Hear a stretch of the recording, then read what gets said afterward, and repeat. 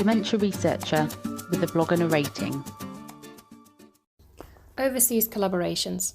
In a pandemic world, connecting with fellow researchers outside of your own research space or city, but also country, has become incredibly easy.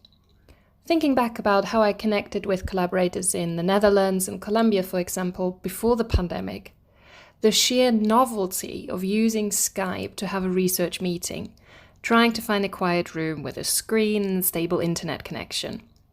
Those patchy connections are luckily in the past now, and probably the only good thing to come out of this pandemic.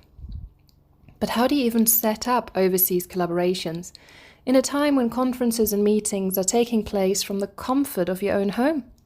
Don't get me wrong, working from home is working incredibly well, providing a much better work-life balance than before, avoiding unnecessary hours of commuting every day merely to sit in an office. The thing I do miss, though, is going to conferences, doing site visits and proper networking.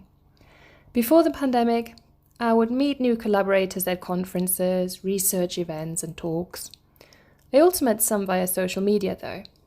What seemed like a really uncertain time, research-wise, back in March 2020, actually led me to conduct the most collaborative in international research so far.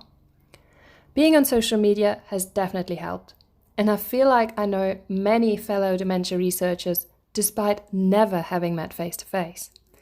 It's enabled me to work with new collaborators in Australia, Poland, Uganda, India, Italy, and conduct international comparisons into the effects of COVID-19 on people with dementia and carers.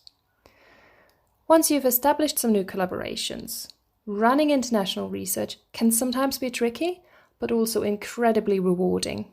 Tricky in terms of time zones and language barriers, for example. In an ESSC-funded project with researchers from the University of Antioquia in Colombia, we use subtitles in our Zoom meetings, which at times makes me having to suppress a laugh as they clearly don't always pick up the correct words. And yes, I've started learning Spanish, but it may take some time to be speaking more than just a few words. Personas mayores is key for the project and means older people. See, I can speak a few words. Now, collaborations with Germany are much easier in that regard, no language barriers.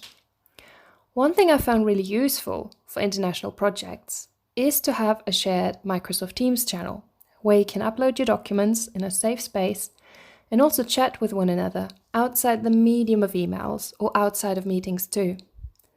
There are always some issues you need to discuss ad hoc, and I found the chat function in there to be really helpful. Whilst I've learned a great deal about the different countries and systems for older people and people with dementia already, one thing we sadly don't get with remote international collaborations is truly understanding what goes on in dementia care in a country. Moreover, it may be difficult to maintain international collaborations if you've only ever met via Zoom or Teams. That's why I'm looking forward to the day we can meet face-to-face and hold site visits to really learn from settings and countries. Who knows, maybe 2022 is the year? Thank you for listening. Join the Dementia Research bloggers and share your own views.